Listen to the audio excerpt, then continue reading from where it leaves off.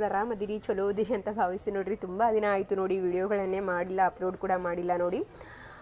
ಮೊನ್ನೆ hair video upload ಮಾಡಿದ್ದೆ, ತುಂಬ ಚೆನ್ನಾಗಿ ರೆಸ್ಪಾನ್ಸ್ ಮಾಡಿದ್ದೀರಾ, ಥ್ಯಾಂಕ್ ಯು ಸೋ ಮಚ್. ಅದಕ್ಕೆ ಇದೇ ರೀತಿಯಾಗಿ ರೆಸ್ಪಾನ್ಸ್ ಮಾಡ್ತಾಯಿರಿ, ಸಪೋರ್ಟ್ ಮಾಡ್ತಾಯಿರಿ. ಹಾಗೆ ವಿಡಿಯೋಸ್ಗಳನ್ನು ಪೂರ್ತಿಯಾಗಿ ನೋಡಿ, ದಯವಿಟ್ಟು ಯಾರು ಕೂಡ ಅರ್ಧದಲ್ಲೇ ವಿಡಿಯೋಸ್ಗಳನ್ನು ನೋಡಿ ಸ್ಕಿಪ್ ಮಾಡಿಕೊಂಡು ವಿಡಿಯೋಗಳನ್ನು ನೋಡಬೇಡಿ, ಪೂರ್ತಿಯಾಗಿ ನೋಡಿ. ನಮಗೂ ಕೂಡ ಹೆಲ್ಪ್ ಮಾಡಿದಾಗ ಅನಿಸುತ್ತೆ, ಸಪೋರ್ಟ್ ಮಾಡ್ದಂಗೆ ಅನಿಸುತ್ತೆ ನೋಡಿ.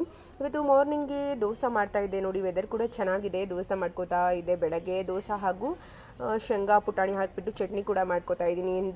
ಏನಂತಾರೆ ಪಲ್ಯ ಅದು ಏನು ಮಾಡ್ಕೊಂಡಿಲ್ಲ.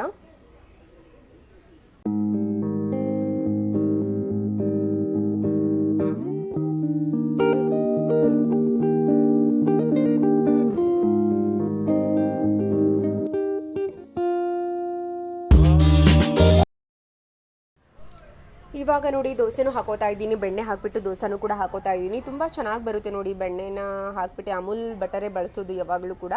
ಅಂದರೆ ತುಪ್ಪನ ಊರಿಂದ ತೊಗೊಂಡು ಬಂದಿರ್ತೀವಿ, ಬೆಣ್ಣೆ ಏನಾದರೂ ಬೇಕಾದರೆ ಇಲ್ಲೇ ಸೂಪರ್ ಮಾರ್ಕೆಟಲ್ಲಿ ತೊಗೊಂಡು ಬರ್ತೀವಿ ನೋಡಿ, ಚೆನ್ನಾಗಿ ಅನಿಸುತ್ತೆ ಅಮೂಲ್ ಬಟರ್ ಕೂಡ. ಹಾಗೆ ಚಟ್ನಿನೂ ಕೂಡ ಮಾಡ್ಕೊಂಡಿದ್ದೀವಿ. ಆಲ್ಮೋಸ್ಟ್ ಎಲ್ಲರದ್ದು ಕೂಡ ಬ್ರೇಕ್ಫಾಸ್ಟ್ ಆಗಿದ್ದಾಯಿತು. ಇವಾಗ ನಂದು ಮಾಡ್ತಾಯಿದ್ದೀನಿ ನೋಡಿ, ಕೊನೆಗೆ ನಂದೇ ಬ್ರೇಕ್ಫಾಸ್ಟು. ಇವಾಗ ಬರೀ ಬ್ರೇಕ್ಫಾಸ್ಟ್ ಮಾಡೋನು. ಎಲ್ಲರೂ ನಿಮ್ಮ ಮನೇಲಿ ಏನೇನು ಮಾಡಿದ್ರಿ ಅಂತ ಹೇಳಿ ಬ್ರೇಕ್ಫಾಸ್ಟ್ಗೆ. ಹಾಗೆ ನನ್ನ ಮಕ್ಕಳ ಜೊತೆ ತಮಾಷೆ ತುಂಟಾಟನೂ ಕೂಡ ನಡೀತಾ ಇತ್ತು ನೋಡಿ. ಬೆಳಗ್ಗೆನೇ ನನ್ನ ಮಗಳು ಕೂಡ ಸ್ಕೂಲಿಗೆ ಕಳಿಸ್ಬೇಕು, ಅವಳಿಗೂ ಕೂಡ ಬ್ರೇಕ್ಫಾಸ್ಟ್ ಮಾಡಿಸ್ಬೇಕು ನೋಡಿ. ಇವತ್ತು ಸೋಮವಾರದ ಲಾಗ್ ಆಗಿರುತ್ತೆ ಇದು. ಬ್ರೇಕ್ಫಾಸ್ಟ್ ಕೂಡ ಮಾಡಿಸ್ಬೇಕು. ಅವಳು ಬೆಳಗ್ಗೆ ಡ್ಯಾನ್ಸ್ ಕ್ಲಾಸಿಗೆ ಹೋದ್ ಬಂದ ತಕ್ಷಣ ಏನೇನು ಮಾಡ್ತೀನಿ ಅಂತ ಎಲ್ಲ ತೋರಿಸ್ತಾ ಇದ್ಲು ಅವಳು. ನಾನು ಕೂಡ ನೋಡ್ತಾ ಇದ್ದೆ. ಹಾಗೆಯೇ ನನ್ನ ಮಗನ ತಮಾಷೆ ತುಂಟಾಟಗಳನ್ನು ಕೂಡ ಮಧ್ಯದಲ್ಲಿ ನೋಡ್ತಾ ಇರ್ಬೋದು. ಎಷ್ಟು ಚೆನ್ನಾಗಿ ಕಾಡಿಸ್ತಾನೆ ಅವ್ರ ಅಕ್ಕಗೆ ಅಂತ ಹೇಳಿಬಿಟ್ಟು. ಅವ್ರ ಅಕ್ಕನ ಜೊತೆ ನೋಡಿ ಅವನ ಆಟ ತುಂಟಾಟ ಯಾವಾಗಲೂ ಕೂಡ ಇದ್ದೇ ಇರುತ್ತೆ. ಯಾವಾಗಲೂ ಕಾಟ ಕೊಡ್ತಾ ಇರ್ತಾನೆ ಅವ್ರ ಅಕ್ಕಂಗೆ. ಹಾಗೆ ಬೆಳಗ್ಗೆ ಪೂಜೆನೂ ಕೂಡ ಮಾಡ್ಕೊಂಡಿದ್ದಾಯಿತು ನೋಡಿ, ಸಿಂಪಲ್ ಆಗಿ ಪೂಜೆನೂ ಕೂಡ ಮಾಡ್ಕೊಂಡಿದ್ದೀನಿ. ಸೋಮವಾರ ಇರೋದ್ರಿಂದ ಮನೆ ಒರೆಸ್ಕೊಳ್ಳೋದು ಅದು ಇದು ಕೆಲಸ ಇದ್ದೇ ಇರುತ್ತೆ ನೋಡಿ. ಅದ್ರ ಮಧ್ಯೆ ಮಕ್ಕಳ ಜೊತೆ ಈ ಥರ ಆಟ ಆಡೋದು ಎಲ್ಲನೂ ಕೂಡ ನಡೀತಾ ಇರುತ್ತೆ. ಹಾಗೆ ಅಲ್ವಾ, ಒಂದು ಸಂಸಾರ ಅಂದಮೇಲೆ ಖುಷಿ ಇರಬೇಕು, ಈ ಥರ ಹ್ಯಾಪಿನೆಸ್ಸು ಕೂಡ ಇರಬೇಕು, ಮಕ್ಕಳ ಜೊತೆನೂ ಆಡಬೇಕು, ನಮ್ಮ ಕೆಲಸ ನಾವು ಕೂಡ ಮಾಡ್ಕೋಬೇಕು.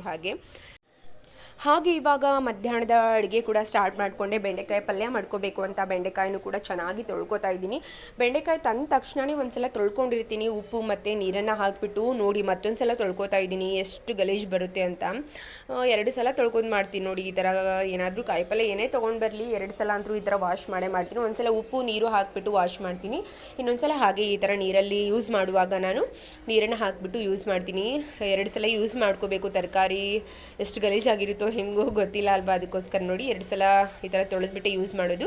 ನೋಡ್ಬೋದು ಎಷ್ಟು ಎಳೀದಾಗಿದೆ ಬೆಂಡೆಕಾಯಿ ಅಂತ. ಇವಾಗ ಪಲ್ಯನೂ ಕೂಡ ಫಟಾಫಟ್ ಅಂತ ಮಾಡ್ಕೊಂಬಿಡ್ತೀನಿ. ಏನು ಬೆಂಡೆಕಾಯಿ ಪಲ್ಯ ಎಲ್ಲರಿಗೂ ಗೊತ್ತೇ ಇರುತ್ತೆ ಆಲ್ಮೋಸ್ಟ್ ಆಗಿ. ಬೆಂಡೆಕಾಯಿ ಹುರ್ಕೊಳ್ಳುವಾಗ ಸ್ವಲ್ಪ ಎಣ್ಣೆ ಮತ್ತು ಅರಿಶಿನ ಪುಡಿ ಹಾಕಿ ಹುರ್ಕೊಳ್ಳಿ, ಬೇಗನೆ ಅದು ಲೋಳೆ ಅಂತ ರಸ ಇರುತ್ತಲ್ವ, ಬೇಗನೆ ಬಿಟ್ಕೊಂಡು ಬಿಡುತ್ತೆ. ಈ ಟಿಪ್ಸ್ನು ಕೂಡ ಫಾಲೋ ಮಾಡಿ, ಎಲ್ಲರೂ ಕೂಡ ವರ್ಕ್ ಆಗುತ್ತೆ.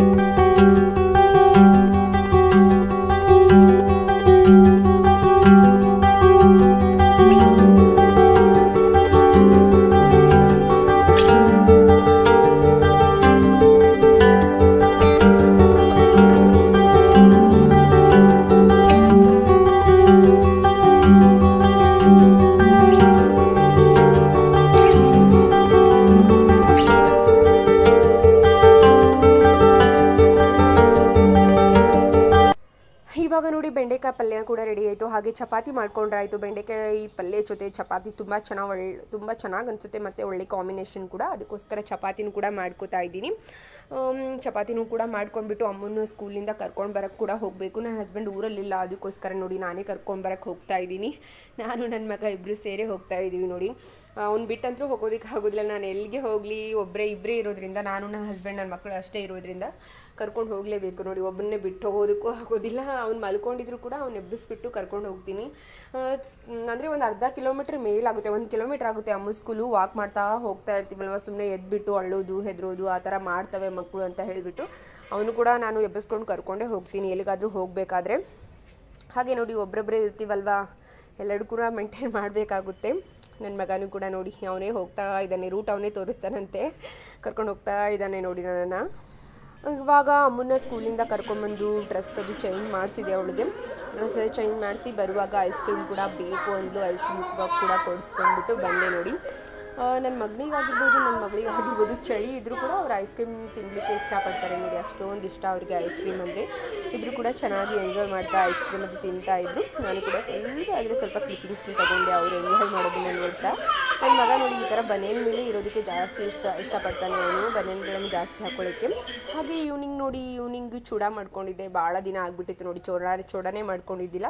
ಉತ್ತರ ಕರ್ನಾಟಕದ ಫೇಮಸ್ ಅಂತ ಹೇಳ್ಬಹುದು ಚೋಡ. ಉತ್ತರ ಕರ್ನಾಟಕದಲ್ಲಿ ಎಲ್ಲರ ಮನೆಯಲ್ಲೂ ಕೂಡ ಚೋಡ ಇದ್ದೇ ಇರುತ್ತೆ ನೋಡಿ, ಚೋಡ ಕರ್ಜಿಕಾಯಿ ಕಾಮನ್ ನೋಡಿ. ಹಾಗೆ ಇವತ್ತು ಚೋಡ ತಿನ್ನಬೇಕು ಅಂತ ಚೋಡನೂ ಕೂಡ ಮಾಡ್ಕೊಂಡಿದ್ದೀವಿ. ಬನ್ನಿ ಎಲ್ಲರೂ ಕೂಡ ಚೋಡ ಅದು ತಿನ್ನೋಣ. ಇವಾಗ ನೋಡಿ ನನ್ನ ಮಕ್ಕಳ ಜಗಳ ಕೂಡ ಸ್ಟಾರ್ಟ್ ಆಗುತ್ತೆ, ಅದನ್ನು ಕೂಡ ಎಂಜಾಯ್ ಮಾಡಿ.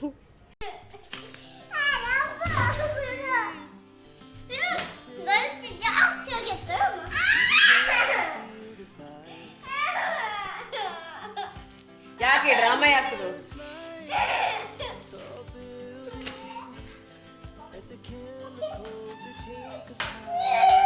ಯಾಕೆ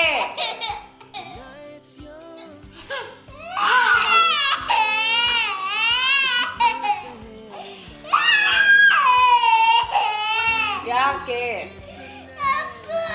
ಅಪ್ಪು ಏನ್ ಮಾಡ್ದ?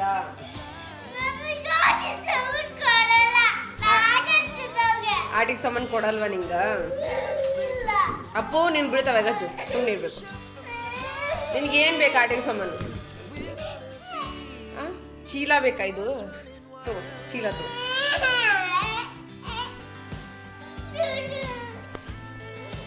ನಿನ್ ಸ್ಟಾರ್ಟ್ ಆಯ್ತಾ ಅಳೋದು? ಅದು ನಿಂದ?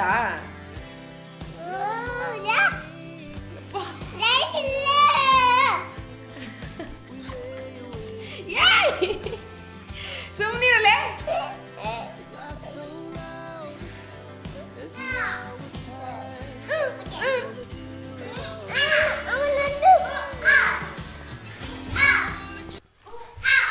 ಟೂ ಡೇಸಿಂದ ತುಂಬ ಮಳೆನೂ ಕೂಡ ಆಗ್ತಾ ಇದೆ ನೋಡಿ. ರಾತ್ರಿ ಆಗಿಬಿಟ್ರೆ ಮಳೆನೂ ಕೂಡ ಸ್ಟಾರ್ಟ್ ಆಗಿಬಿಡುತ್ತೆ. ನೋಡ್ಬೋದು ಇವಾಗ ಮಳೆನೂ ಕೂಡ ಸ್ಟಾರ್ಟ್ ಆಯಿತು.